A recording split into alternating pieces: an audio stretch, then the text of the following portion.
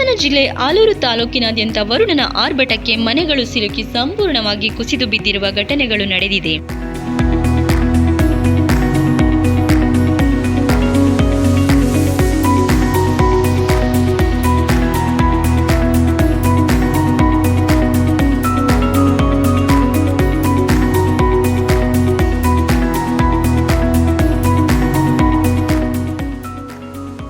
ವಿಷಯವನ್ನು ತಿಳಿದ ಆಲೂರು ತಾಲೂಕು ತಹಶೀಲ್ದಾರರಾದ ಶ್ರೀಯುತ ನಂದಕುಮಾರ್ ಅವರು ತಾಲೂಕಿನಾದ್ಯಂತ ಹಳ್ಳಿಗಳಿಗೆ ಭೇಟಿ ಮಾಡಿ ಬಿದ್ದಿರುವ ಮನೆಗಳನ್ನು ಪರಿಶೀಲನೆ ಮಾಡಿ ನೊಂದ ಕುಟುಂಬಗಳಿಗೆ ಧೈರ್ಯವನ್ನು ತುಂಬಿ ಸರ್ಕಾರದಿಂದ ದೊರಕುವಂತಹ ಪರಿಹಾರಗಳನ್ನು ನೇರವಾಗಿ ನಿಮಗೆ ಸಿಗುವಂತೆ ಮಾಡುತ್ತೇನೆ ಎಂದರು. ಸರ್ಕಾರವು ಶೀಘ್ರವಾಗಿ ನೆರೆ ಸಂತ್ರಸ್ತರ ಫಲಾನುಭವಿಗಳ ಜಾಲತಾಣವನ್ನು ಕಲ್ಪಿಸಿ ಆದೇಶ ಹೊರಡಿಸಿದರೆ ನೆರೆ ಸಂತ್ರಸ್ತರಿಗೆ ಅನುಕೂಲವಾಗುತ್ತದೆ ಎಂದು ಸಾರ್ವಜನಿಕರು ಈ ವಾಹಿನಿಯ ಮುಖಾಂತರ ಸರ್ಕಾರಕ್ಕೆ ಮನವಿ ಮಾಡಿಕೊಂಡಿದ್ದಾರೆ.